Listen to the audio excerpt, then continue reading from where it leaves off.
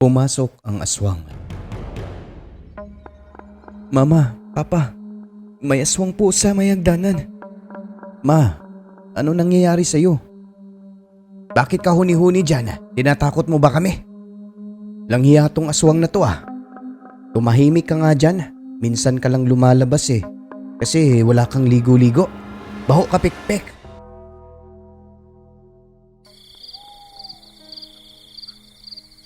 Hi po. Mapagpalang araw sa lahat. Just call me Glam. I just want to share a scary story. Naniniwala po ako sa aswang at ito po ang aking naging karanasan. Buntis ako noon at kabuanan ko na. Nakatira kami sa baryo na hindi magkakadikit ang mga bahay. Simula pagkabata, wala po akong naririnig na may kabaryo kaming aswang. So pagdating sa mga ganyang usapin, ay hindi po ako naniniwala masyado.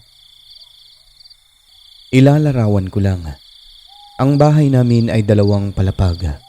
Maraming mga tanim sa palibot na malalaking punong kahoy kaya malamig at tahimik. Sa 2 palapag kami natutulog. Katabi ko mama at papa ko. Kami kasi simula nung mga bata pa lang ay tabi-tabi talaga sa pagtulog. Maliit lang po ang kwarto namin kaya kapag matutulog kami, bukas lang ang pintuan dahil sa may hagdanan po ako pumupwesto. At tuwing natutulog po, nakabukas ang ilaw sa may tinutulugan namin mismo. Pero sa sala sa baba, patay po lahat yon. So eto na nga po admin. Madaling araw ito nangyari. Mahimbing ang tulog ko noon. Nang bigla na lang po akong nagising sa hindi malamang dahilan. Para po akong nararatel.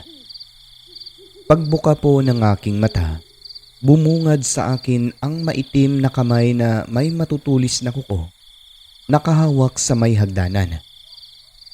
Paakyat siya papunta sa akin, kaso napansin niya sigurong nagising ako kaya umatras ito at bumalik sa ibaba. Sobrang bilis po ng kanyang kilos pero nahagip talaga ng aking mga mata ang mabalahibong kamay nito na mahahaba ang daliri at kuko. Grabe talaga ang pagkagulat ko noon. Sobrang natakot po ako kaya kahit nahihirapan ay mabilis akong tumayo at agad na ginising ang aking mga magulang. Mama, Papa, may aswang po sa may hagdanan.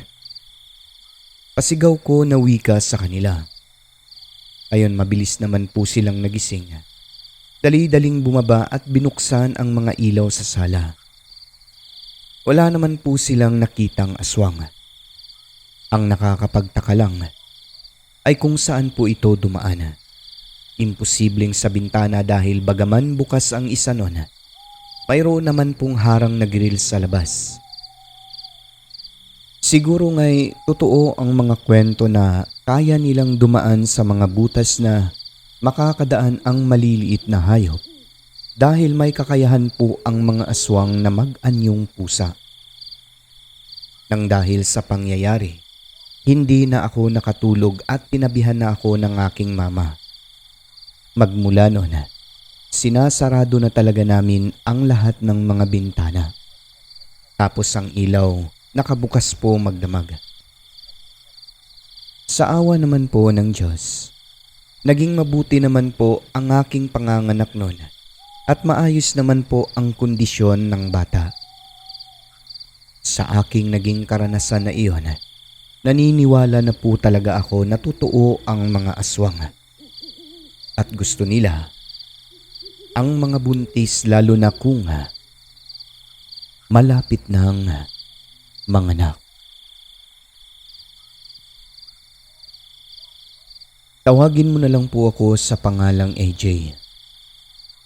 Nakatry na po ako na inaswang. Buntis ako noon. Malaki na ang aking tiyan, mga 8 months old na. May mga gabi po na nakakatulugan ko ang panunood ng TV sa sala. Parang naging habit ko na rin ito. Dala ng aking pagbubuntis kaya madali pong makaidlip. Katagalan, kapag nakakatulog ako, may napapanaginipan po akong tatlong pusa na nakapalibot sa akin. At kahit saan ako magpunta, nakabuntot sila. Hanggang sa isang gabi pa, same time 8:00, nakatulog ako habang nanunood ng TV. Sobrang sama ng aking panaginip. Pinagtutulungan daw ako ng tatlong itim na pusa na lagi kong napapanaginipan. Kinakain daw nila ang baby sa aking tiyan. Take note, hindi po ako nag-iisip tungkol sa mga aswang. Wala rin po akong nararamdaman o natakot kaya imposibleng bigla ko na lang silang napapanaginipan. So habang pinagtutulungan daw ako ng tatlo, dahil hindi ako makagalaw ay nagdasal ako sa pamamagitan ng isip lamang. May pumipigil sa dasal ko pero hindi ko pinakinggan. Patuloy lang kaya nagsitakbuhan ang mga pusa sa aking panaginip. Alam niyo ba sir, ang anak kong dalaga ang gumising sa akin noon. Sinarado niya ang bintana at pintuan dahil may nakita siyang figura ng itim na taong nakatitig daw sa aking tiyan sa may bintana. Pagtingin niya sa akin, nakabuka raw ang aking mata at umuungol. Kaya napasigaw siya, sinigawan niya ako ng, "Ma, ano nangyayari sa'yo?" Doon lang ako nakagalaw at tuluyang nagising. Para raw akong binabangungot. Pagkagising ko, nasabi ko kaagad sa aking anak, "Salamat." Masakit ang aking tiyan dahil may tatlong pusa sa panaginip ko na kinakain ng aking baby. Ang mas ikinagulat ko pa ay ang sinabi ng aking anak na may taong figura daw na itim kanina sa may bintana na nakatingin sa aking tiyan. Nakita niya dahil nakahawi ang kurtina. Isinarado niya ito pagkatapos ginising ako. Doon ko lamang dahan-dahan nare-realize na inaaswang na pala ako.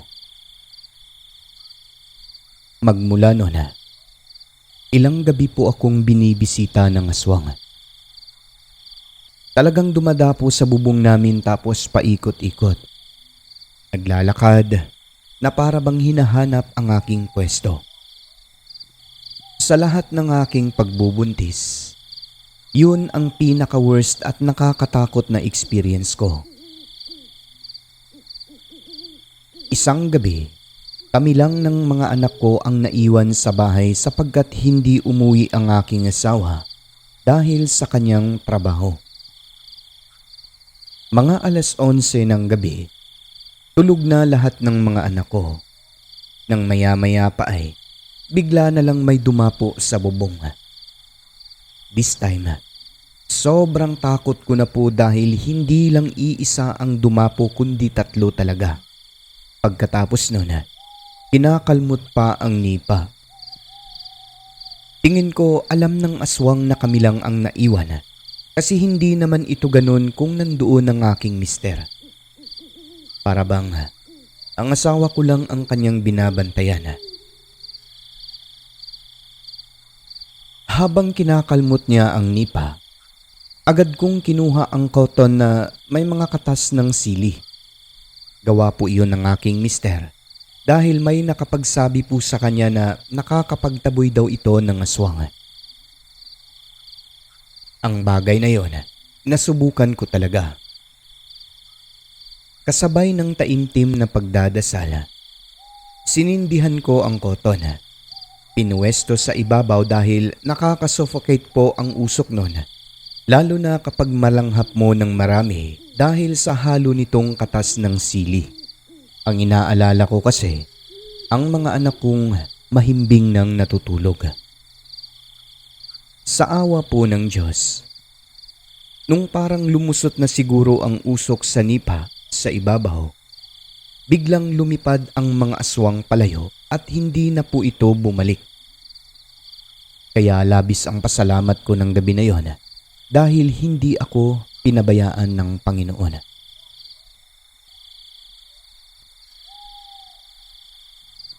Magandang araw o gabi po sa inyong lahat, lalo na sa ating narrator. Ako nga pala si Lim. Naniniwala po ako sa mga aswang, Sir Alex, dahil meron din po kaming karanasan. Magagalit po sila kapag tatawanan mo o kaya'y sisigawan. Nakaranas po talaga ako kasama ang aking kaibigan na kapitbahay lang din namin sa baryo. Nakakatawa man po ang kwentong ito, ngunit base po ito sa tunay na karanasan. Meron po akong kaibigan sa baryo na tawagin na lang natin sa pangalang Marites. Medyo may pagkamarites kasi siya. Maldita itong kaibigan ko kapag uunahan mo, pero mabait naman kung mabait ka sa kanya. Ganito po ang nangyari. Pauwi na kami nun galing sa paanakan. Alauna pasado ng madaling araw, naglalakad kami ng kaibigan ko. Maliwanag ang kalsada dahil sa sinag ng buwan. Pagdating sa kanto, paliko papasok sa amin. May malaking puno ng mangga sa tabi ng daanan. Mataas ito at mayayabong ang dahon. Noong mga ilang hakbang na lang bago matapat sa mangga na iyon, may humuning aswang sa ibabaw sabay uga ng mga sanga. E di napahinto kaming dalawa at napatitig sa taas ng mangga. Itong si Marites na kaibigan ko, gaya nga ng sabi ko, ay sobrang maldita po nito. Ang hindi ko lang inasahan, pati ba naman aswang ay hindi siya takot. Sa ngalan na siya'y inunahan, mapaaswang ka man ay kanyang papalagan. Pagkahuni ng aswang, sumigaw ang aking kaibigan. Meron din aswang dito, hoy. Mangtas din at grabe ka, maldita. Bakit ka huni-huni dyan? Tinatakot mo ba kami? Langhiya tong aswang na to ah. Tumahimik ka nga dyan. Minsan ka lang lumalabas kasi wala kang ligo-ligo. Baho ka, pikpik. Muwi ka sa inyo, maligo ka at kuskusan mo yung bugan mo. Kilala kita kung sino ka. Sigaw ng aking kaibigan. Pagkasabi niya ng ganon, pumuni ulit ang aswang sa ibabaw tapos inuga ang mga sanga. Hindi natakot si Marites kaya hindi na rin ako natakot. Nadala ako sa reaksyon niya kaya ayun, natawa na lang ako. Pero sa totoo lang, Sir Alex, dalawa ang emosyon ko noon, naghalo-halo na. Takot at pagkaaliw sa turan ng aking kaibigan. Ang aswang naman sa ibabaw, ang huni niya ay parang inis na inis. Meron kasi kaming kabaryo na aswang noon na laging nananakot sa mga napapadaan sa kanyang tambayan. So hayun na nga po, nagmadali na kami naglakad papunta sa aming bahay. Ang aswang nakasunod sa amin. Bawat puno na matapat sa amin noon ay inuuga niya ang mga sanga. Hindi talaga kami nagpakita ng takot pero nagmamadali ng maglakad. Ang lalaki na ng mga hakbang namin. Pagpasok sa bahay, nandoon na naman ang aswang paikot-ikot sa labas at palipat-lipat ng pwesto sa mga puno na mayayabong ang dahon. Ang aso namin, kahol ng kahol at parang may hinahabol habang nakatingin sa mga puno sa ibabaw nito. Sinusundan niya ang huni ng aswang na sumunod sa amin. Ang mama ko po, sir, ay maldita rin. Nang malaman niya ang nangyari at maramdaman ang aswang sa palibot ng aming bahay ay kanya po itong sinigawan. Hoy, tarantadang aswang ka! Tumahimik ka dyan at umuwi ka sa inyong bahay. Kung ayaw mo, sunugin ko ang bahay ninyo. Baho ka na, aswang ka. Pagkasabi niya po ng ganon, ang aso po namin ay bigla na lang tumakbo sa unahan at may hinabol siya. Pagkatapos ay sinabayan ng paghuni ng aswang na akala mo inis na inis. Umalis na ang nilalang at hindi na po ito bumalik. Alam kasi nito na kilala namin siya. Natakot sa sinabi ni mama na dauban o sunugin daw ang bahay niya. Yung pinaghihinalaan sa aming baryo, kapag nakakasalubong namin ito sa daan, hindi makatingin sa amin ng aking kaibigan.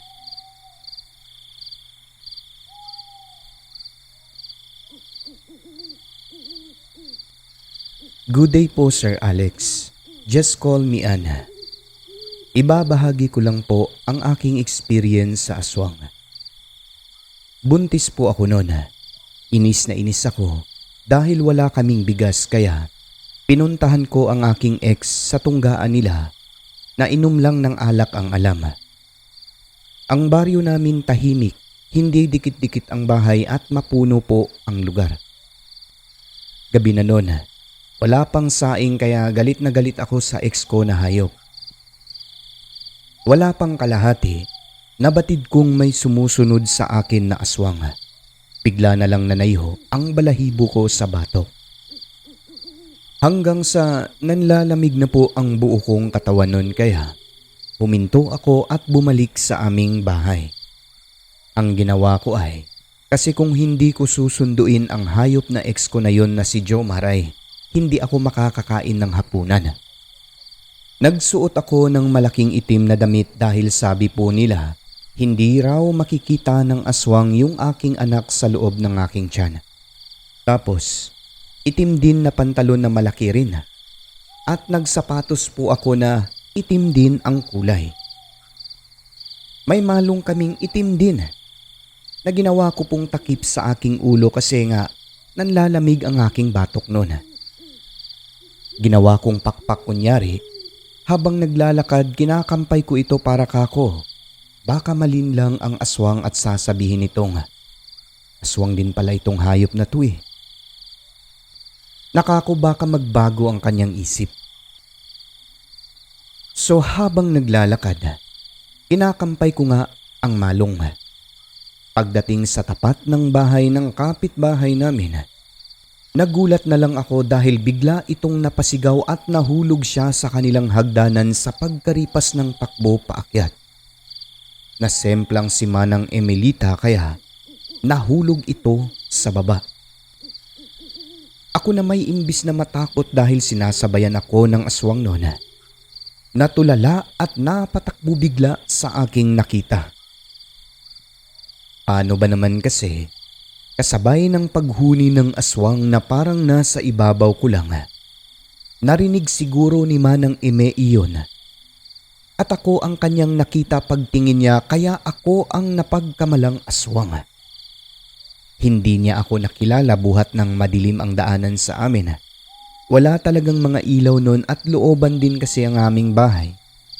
Kaya hindi niya talaga ako nakilala. Aswang daw ako kaya ayon. Sa aking pagkagulat na napagkamalan niya ako ay napakaripas ako ng takbo hanggang makarating sa kapilya. Baka kasi maitak ako ng kanyang asawa. Kahit malayo-layo na ako sa kanilang bahay noon, dinig ko pa din ang sigaw ni Manang Eme na aswang-aswang. Alam mo sir, saklap talaga ang buhay ko dati. Wala pang makain, napagkamalan pang aswang. Bagaman nabubuisit na ako sa ex ko, natawa na lang ako sa pinaggagawa ko noon. Pero alam niyo ba, kahit tumakbo na ako, ang aswang ay nakasunod pa rin sa akin na parang sinasabayan lang ako sa ibabaw. Tapos, alam kong sa hitsura ko natakot si Manang Eme, hindi sa aswang na nakasunod sa akin dahil hindi niya naman po yun makikita.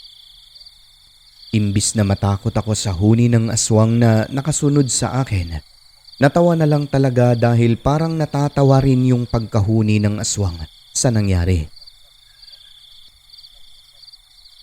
Pagdating sa kapilya, nagpahinga muna ako saglit dahil hingal na hingal ako sa pagkaripas ng takbo. Ang aswang naman, batid kong nandoon pa rin sa tabi-tabi lang nakamasid. Nagsalita ako noon, sabi ko pa, ikaw wakwak, hingal ka rin ba dyan? Pati ako nadamay sa'yo no? Sunod ka kasi ng sunod sa akin at huni pa ng huni. Saklap naman na buhay na to. Nagsabi ka na lang sana na ihahatid mo lang pala ako. Hindi na sana ako magbibihis ng ganito. Tuloy na pagkamalan pa na aswang eh. Ikaw ang aswang dyan. Naghalo ang emosyon ko sa nangyari. Takot na maitak ni Mang Paing at takot din na makagat ng aswang na nakasunod sa akin. Ilang sandali pa'y nagparamdam na naman ang aswang na nasa tabi ko lang kaya pumaripas na ako ng takbo hanggang makarating sa nag-iinuman kong walang kwentang ex. Pagdating doon, pati sila napagkamalan ba naman din akong aswang. Sa sobrang inis ko, nag-away kami ng ex ko. Pinahiya ko talaga siya sa kanyang mga kasamaan doon. Sabi ko sa kanya, mabilis ka lang gumawa ng bata pero hindi ka makabili ng bigas. Ayon, dali-dali siyang tumayo at sabay kaming umuwi. Wala na ang aswang pagbalik namin. Hindi na ito nakasunod. Siyempre, dahil kasama ko na ang aking ex. Imbis na magbago siya, mas lalong lumalala ang pagkapalainom ng alak. Kaya makalipas lang ang ilang linggo noon, tuluyan ko nang hiniwalayan ang aking ex na si Jomar. At ngayon ay madako na po tayo sa ating membership shoutouts mga kaibigan. No? Unang-una, Rancid Bloods, 9 months. Kay Anika Mishka, bagong member. Thank you po ma'am sa suporta. Kay Kanji, 4 months member na, no? Supporter. Kay Story Hike Subtotski, 37 months. Kay String Bowlen na isang super idol. Maraming salamat po ma'am sa iyo. Kay Jim Semilia, 33 months member na. Kay Jamer Amendato, 4 months. Kay Susana Dorn, 9 months member. Johnny Zel Alviola na 29 months member na. Kay Cheng's Channel na 18 months, Samantha Cruz na 9 months member na. Super idol din po si Ma'am Samantha Cruz kaya maraming salamat po ma'am sa suporta. At syempre kay Luis Elmido 28 months member na, Jeffrey Bunyad 27, Rose Kim na 20 months member na, kay Mike na 35 months, and last but not the least kay Madam Rosary Jayarante na 11 months ang member na. Ayan, maraming salamat po sa inyong lahat mga kaibigan. Kayo po ang dahilan kung bakit na kahit gipit na po tayo sa ating channel ay hindi po ako sumusurrender.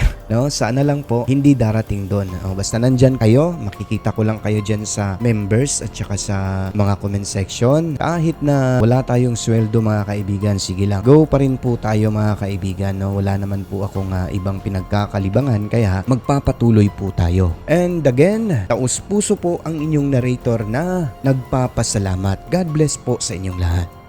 At sa lahat ng mga silent listener ay welcome po kayo sa channel natin. Pumasok na po kayo at i-hit ang subscribe button. Siyempre, huwag niyo hong kalimutan ang notification bell upang updated kayo sa mga bagot nakakasabik nating mga kwento. Muli po mga kaibigan, maraming salamat po sa mga suporta nyo. Huwag kalimutang tumawag sa taas. I love you.